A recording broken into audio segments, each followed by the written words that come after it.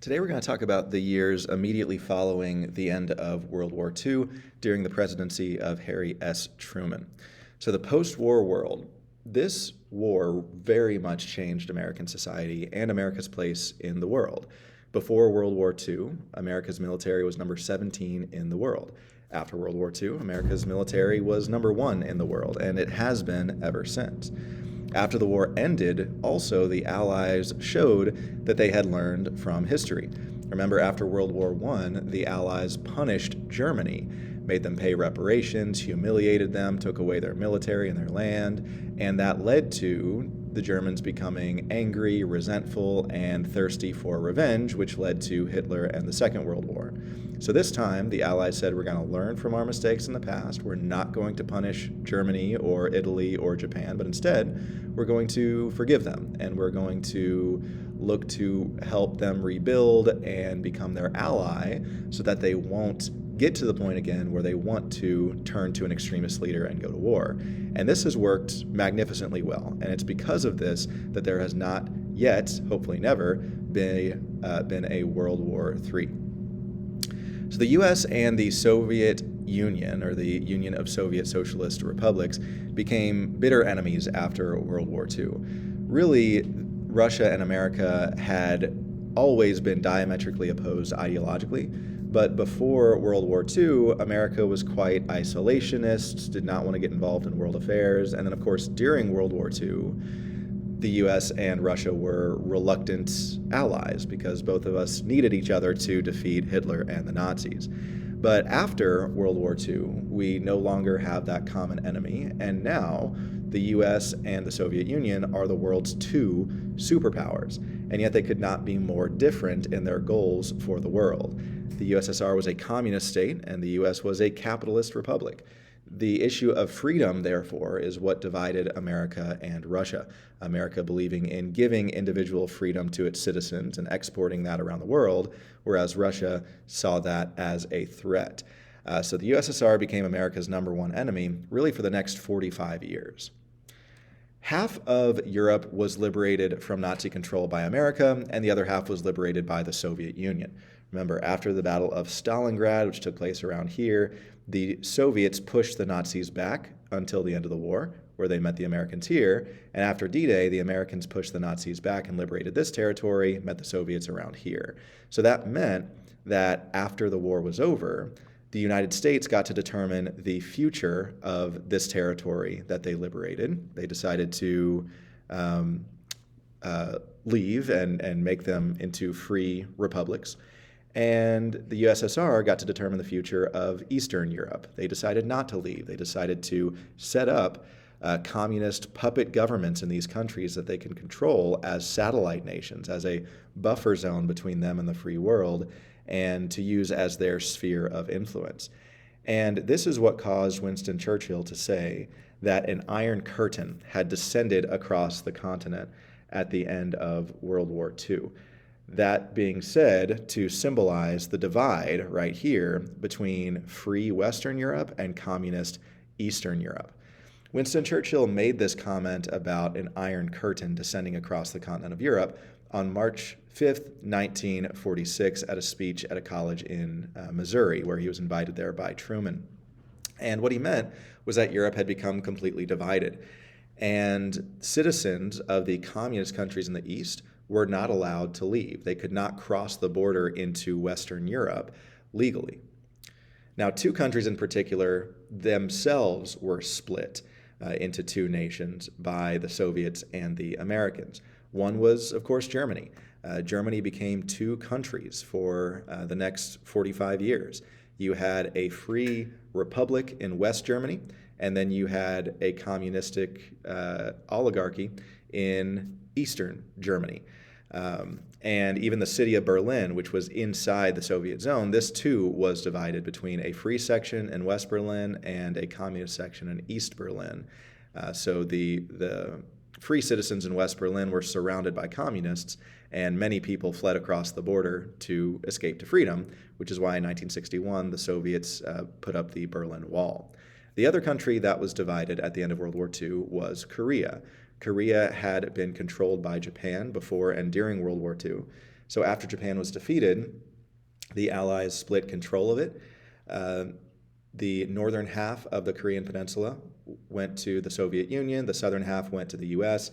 The U.S. similarly set up a free republic in South Korea, and Joseph Stalin established a communist government in North Korea, led by someone who was always willing to do his bidding, Kim Il-sung, yes, the grandfather of current North Korean dictator Kim Jong-un. So what happened on August 29th, 1949? Well, the whole dynamic of what would become known as the Cold War changed because the USSR acquired an atomic bomb. For 4 years now, the United States was the only nation on Earth that had nuclear weapons.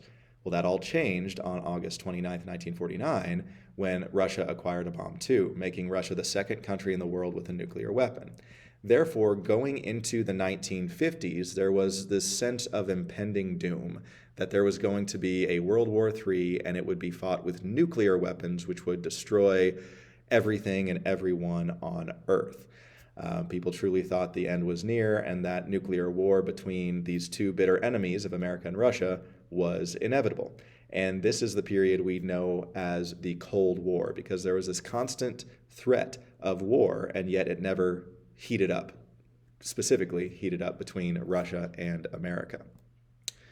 Now, the major goal of the United States foreign policy during this Cold War era was to stop the spread of communism. We saw what kind of suffering and death that the scourge of communism inflicted upon the people that it encompassed. I mean, in Ukraine, for example, in 1933, the communist dictatorship in Russia deprived the Ukrainians of food, and this led to a mass starvation of nearly 10 million Ukrainians. And that's just one example of a communist genocide. It was ravaging people all over the world, and we did not want it to spread. And so our foreign policy, which was articulated by a man named George Kennan, it was known as containment. Basically, we are going to contain communism where it is and not let it spread, but we're not going to invade Russia because we don't want another war, especially a nuclear war. And the theory of containment, the policy of containment, was based on the domino theory. Now, if you've ever played dominoes, it's a fun game, but every kid knows that it's even more fun to just line up the dominoes and knock them over, and just touching one knocks over the whole line. And that's what the domino theory was articulating, that if one country falls to communism, then very quickly all other countries around them will also fall to communism. So when the U.S. sent troops to Korea and to Vietnam to try to prevent them from falling to communism, it wasn't just because we cared so much about that one country. It's because we had the belief that if that country fell, then the next country would, and their bordering countries would, and soon all of a region might become communist, and hundreds of millions of people would now essentially be enslaved to such an ideology. So the goal of containing the spread of communism led to the U.S. getting involved in several different conflicts around the world. These became known as proxy wars because these were wars fought between Russia and the U.S., but not officially, because you didn't have Russian soldiers and American soldiers fighting each other on the battlefield. Instead, you had American weapons being supplied to one side and Soviet weapons being supplied to the other side. And yes, sometimes Soviet soldiers or American soldiers would get involved, but these were not in order to take down America or the Soviet Union. Some famous places where proxy wars took place during the Cold War era was Korea, Vietnam, Cuba, Angola, Nicaragua, Chile, and of course the city of Berlin. Now, when Joseph Stalin died in 1953, his policies continued with his successors. In 1955, Nikita Khrushchev became the leader of the Soviet Union and remained in control until 1964. So during the presidency of Harry Truman, Joseph Stalin was the Soviet leader he had to deal with. And during the presidencies of Eisenhower and Kennedy, it was Khrushchev. Now, after World War II, the United States helped organize the UN, the United Nations, and joined the North Atlantic Treaty Organization, or NATO. And it was really at this time under Truman that the United States became the leader of the free world. Remember, after World War I, we didn't want to join the League of Nations. We wanted to be isolationists. We wanted to be kept out of international conflicts. But now, after World War II, seeing as the U.S. is one of two superpowers on Earth, the only free superpower on Earth, the largest military, the largest nuclear arsenal, we kind of adopted the old adage that with great power comes great responsibility, and that the United States really didn't have the option to stay out of global events anymore, and therefore needed to be a leader in global affairs. So that is why NATO was created as a stronghold alliance against the communist world, and then the UN was created to try to avert conflicts before they become wars. Then, in reaction to NATO, in 1955, the Warsaw Pact was created by communist nations like the Soviet Union and Eastern European countries, and this was an alliance to protect each other against a potential attack by NATO. The Truman Doctrine essentially said that the best way to prevent nations that border communist countries from falling to communism themselves is money. They said that if we keep these nations economically strong, prosperous, out of poverty, then they will not be desperate enough to turn to the Soviet Union and run into the open arms of the communist world. And so the Truman Doctrine was designed to carry out the policy of containment by providing economic assistance to nations that were under the threat of falling to communism. The Marshall Plan specifically did this by giving food. It provided post-war economic aid to European nations to rebuild their economies, and specifically gave a ton of food to nations in Europe to help them recover from World War II. Now, the U.S. gave tons and tons of food to Western European nations, and the U.S. offered to give tons and tons of food to the communist nations in Eastern Europe too, but the Soviet Union blocked any attempt to let their countries under their control accept food from America, which shows how much they really cared about them. Here's one picture of one part of the Marshall Plan, all these bags of grain and corn and rice and beans coming to Europe from American planes and ships. The Berlin blockade was really the first proxy war of the Cold War. This happened from June 1948 to May of 1949. And during these 11 months, Joseph Stalin set up his Soviet troops around West Berlin. Remember, West Berlin is inside East Germany, but it's its own entity, a part of West Germany, even though it's not connected physically. And Stalin wanted to make West Berlin a part of East Germany and make it communist too. So all transportation routes in and out of West Berlin were closed off by the Soviet army, and this was a siege. It was a blockade that was intended to starve the West Berliners until they surrendered and acquiesced to becoming a part of the Soviet Union or of communist East Germany. Truman's response to this was the Berlin airlift. This was a brilliant idea. It provided much needed food to the people who were trapped in Berlin and starving.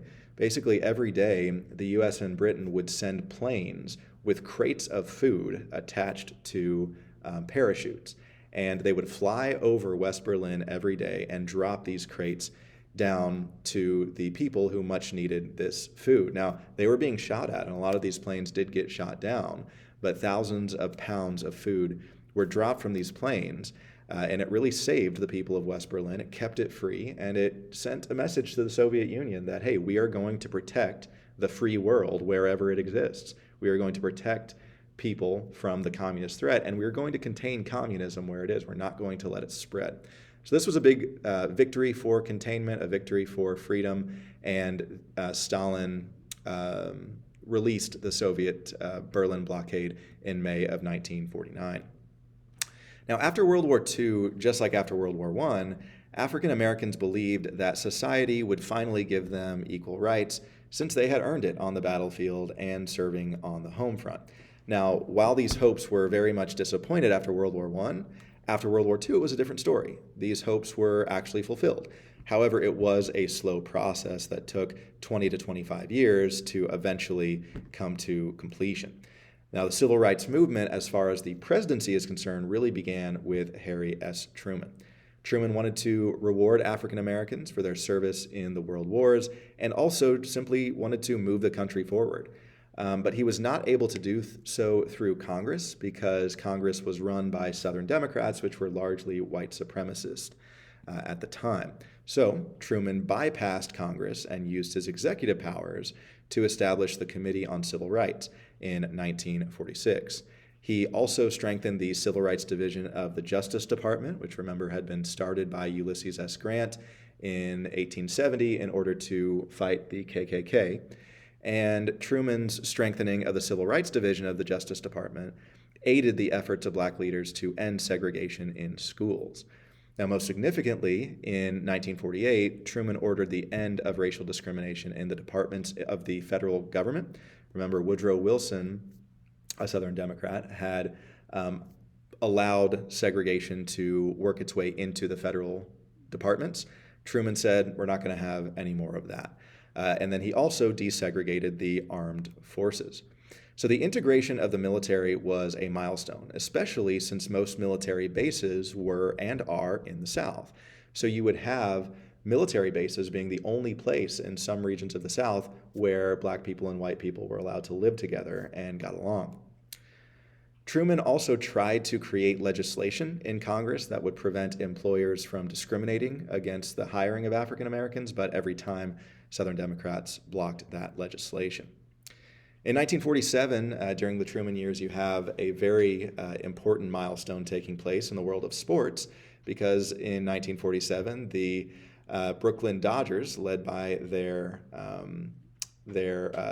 owner, Branch Rickey, signed Jackie Robinson to play for their Major League Baseball team. Now, previously, black athletes had to play in the NBL, the Negro Baseball League, and Jackie Robinson was really good. He was a wonderful player in the NBL, but up until that point, the MLB, Major League Baseball, was only for white players.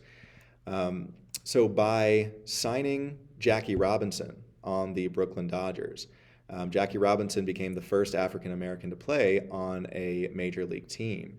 And in doing so, he broke the color barrier for all sports, because after this success, you have the other teams in the MLB starting to accept black players and later Asian and Hispanic players. And then other sports started to integrate too, and that changed sports forever. So both this and the integration of the military were the first well-publicized indications that finally race relations were starting to change for the better. So last thing for today's video was what was happening in Asia during Harry Truman's presidency. Well, we already talked about how in Europe there were victories for containment and things were going well with the Marshall Plan, etc. But in Asia, things were not going so well. In Asia, containment was failing because in 1949, the Chinese Civil War ended and China fell to communism under the rule of Mao Zedong, who remained the dictator of China until his death in 1976. Now, Mao was one of the most ruthless tyrants in all of history. He was just as dangerous and just as evil as Hitler and Stalin. And in fact, Mao killed more people total than either of those men did individually. So this was seen as a major failure of Truman's policy of containment, that we could allow the biggest country in the world to fall to communism.